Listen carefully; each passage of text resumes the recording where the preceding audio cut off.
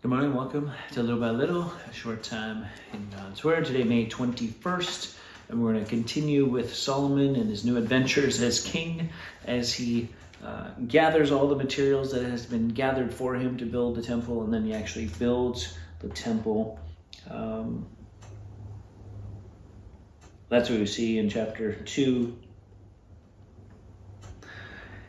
And something that comes out in these chapters about this building is the skilled people, right? Verse 4, I'm about to build a house for the name of the Lord my God and dedicate it to him for the burning of incense of sweet spices before him, for the regular arrangement of the showbread, for burnt offerings morning and evening on the Sabbaths, the new moons, and the appointed feasts of the Lord our God, as ordained forever. The house that I'm about to build will be great, for our God is greater than all gods. Right? He's like, I want to make this an amazing place because there is no other God. Our God is greater. It's like a song, right? But who's able to build him a house since heaven, even high as heaven, cannot contain him? Who am I to build a house for him except as a place to make offerings before him?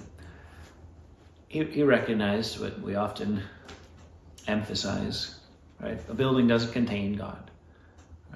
And it's just a place to gather. It's a place to point towards, to bring people, to train, to encourage, to help. But the building isn't the thing, right? And so when you're doing something for the Lord, when it comes to building, whether it comes to your career, raising your children, we should do it as unto the Lord. All things, right? And so this building, if it's going to be great, it's going to be dedicated to the Lord. Verse 7, send me a man skilled to work in all these areas. And he's asking for timber, and then he's going to get some skilled people to work.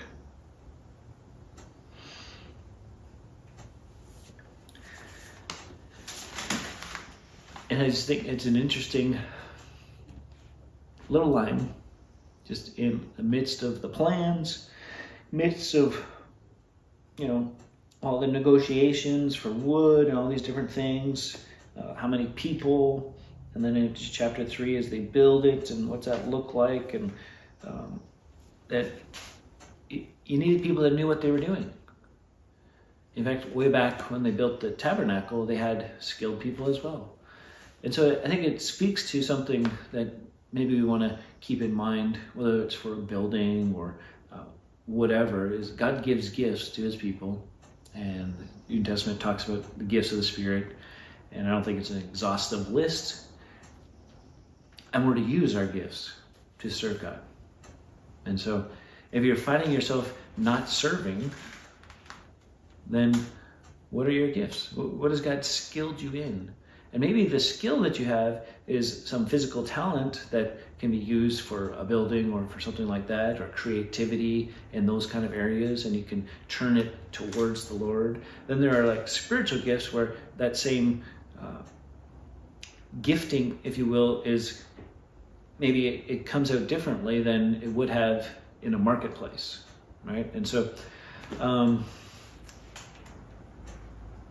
what's that to say about being skilled or not, or the gifts of the Spirit? And why am I linking those? Because they may or may not be the same thing, right? Like you might be a skilled carpenter, but that might not be a spiritual gift,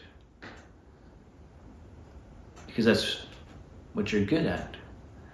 Now, if you dedicate that carpentry to the Lord, right, now it's being used for God, for his glory. And so that's a wonderful thing. And so gifts of the Spirit are where maybe there's an inclination, maybe there's not, and you just find that, man, some things come easy and some things work out, and you don't have that inclination necessarily, or if you do, God's adding to it, and he's making something work that's clearly beyond one's own ability or proclivities, if you will. And so I think it's great that as they're building, he's looking for skilled guys in different areas to do the work. Just not any old person will do. Why? Because we're making the best house ever. the place for God to dwell. And we want that to be excellent. And I think there's a great principle in all that, to do what's our best in all things as unto the Lord. Till next time, keep growing little by little.